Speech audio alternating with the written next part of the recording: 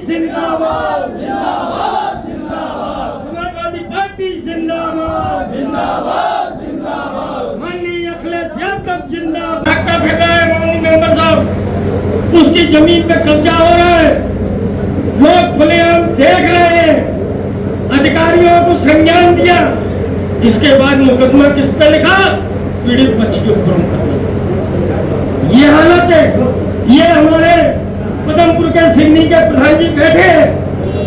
लोकतंत्र में सबको अधिकार है, कोई किसी के विषय में जांच करा सकता है, कार्रवाई मांग सकता है, और विभाग का प्रधानी का, और उस मामले को मोटिवेट करके कहां पहुंचा दिया? कांवड़ की तरफ।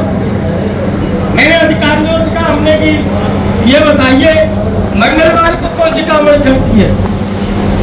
भाई इतवार को जाते हैं, सोमवार को चढ़ाते हैं, मंगलवार को तो नहीं कह रहते, लेकिन घटना को मोटिवेट करना चाहते हैं, मोटिवेट करके लोगों को झूठे मुकदमे में फंसाना चाहते हैं।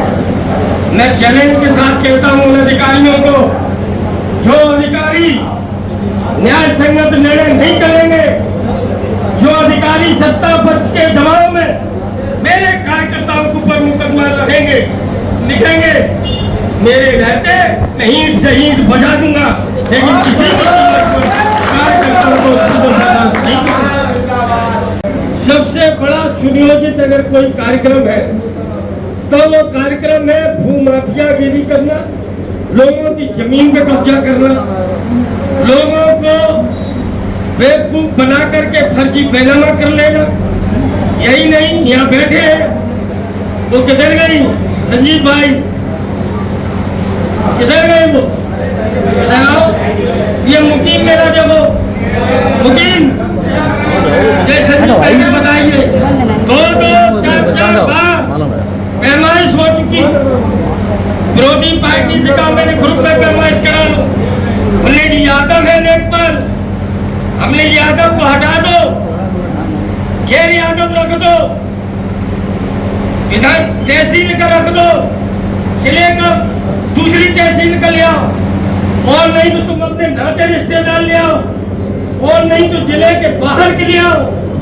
इसके बाद भी कम से कम जो तहसील कर्मी या राजस्व कर्मी करे उस नाम को मानोगे या नहीं मानोगे? उसके बाद भी नहीं मानोगे? अरे कोई दबाड़ है तो इधर उधर खिंच जाएगी, कई फुट 2 फुट इधर या उधर।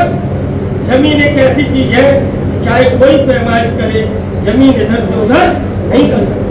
ये मुकीम मेरा बूथ अध्यक्ष, ये मुकीम बूथ अध्यक्ष, ये 20 साल से जमीन जोत रहा है, और उस पर अभी किसी ने बैनामा कराया। जमीन बगल में पड़ी है, रोड साइड पड़ी है, अंतर इतना है कि वो खाली पड़ी और ये 20 साल से जोत रहा है, और उसके बाद न पूछा न बताई, शाम को बैनामा किया, और 2 दिन बाद जाकर के मुकीम के खेत को जोत लिया। और उसके बाद जब अधिकारी गए,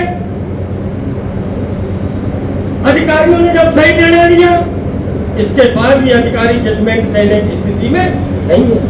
एक नया मैंने अधिकारियों का ट्रेंड देखा इस सरकार में, यह तो सत्ता पक्ष के फोन में बिल्कुल ढीले पड़ जाते हैं, कानून भूल जाते हैं, या फिर जब मेरा पक्ष मजबूत हो तो फिर बात कहते हैं कि जाकर के पंचायत कर लो। पंचायत किस बात की कर ले? हम आपके घर पे ऑब्जेक्शन कर रहे हैं, अगर पंचायत करना है तो आधा घर हमें आप अपना दे दो। बात तो ये है कि जो अधिकारी की पैमाइश हो, और पैमाइश के बाद अगर उसका कोई अनुपालन नहीं करता है तो अधिकारियों को कठोर से कठोरतम निर्णय लेकर के सही पक्ष की मदद करनी चाहिए, सही पक्ष की मदद। ये हमारे सोच के प्रधान जी बैठे, क्या नहीं इनके तांडव हुआ? अभी पता चला 2 दिन पहले लेखपाल का ट्रांसफर हो गया, ट्रांसफर होने के बाद भी चला गया, किस अधिकार के तहत दिया? हाँ, एक बेचारा किसान मेरा बेहोश हो गया, और उसके बाद भी अधिकारियों के कान नहीं खुले। आज कितनी ये सत्यम मेरा बैठा है, कितनी लड़ाई लड़ी सत्यम के लिए, किस हद तक मुझे जाना पड़ा, तब जाकर के अभी मामला कुछ लाइन में निपटा वो भी नहीं, और एक नहीं हजारों प्रकरण है। बाद में अपने जो ना समाजवादी पार्टियों के साथ में किन किन मांगों को लेकर आप यहाँ प्रदर्शन कर रहे हैं? इसमें देखिए धान की फसल लग रही है जी। और जो गवर्नमेंट का शेड्यूल है सप्लाई देने का, उसके विपरीत ये हालत है कि लाइन बिल्कुल नहीं आ रही है और बेचारा किसान परेशान है। ये और जब किसान परेशान आज होगा तो कल वो फसल कैसे पैदा करेगा। तो विद्युत की समस्या है हमारे यहाँ नगर पंचायत में, जो नाला था वो NH वालों ने तोड़ दिया, पूरा जल भराव है, कहीं पर भी जल निकासी की कोई व्यवस्था नहीं है।